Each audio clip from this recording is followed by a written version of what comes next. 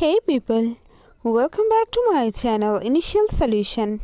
In this video, I'm going to show you how to lock screen on Android.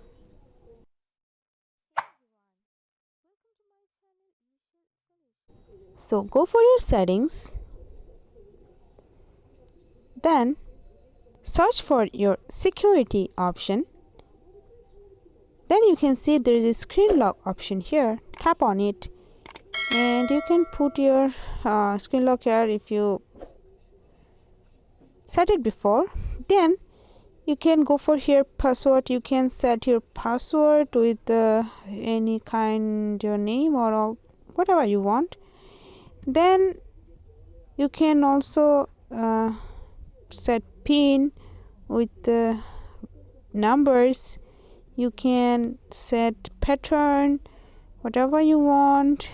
Yeah, that's it. This is how you can set screen lock on Android. You have to just set a lock and just go for next. So yeah, that's it. Hope this video helped to you. If it did, then please like, comment and share. Subscribe to our channel and don't forget to hit the bell icon for more videos. Thank you.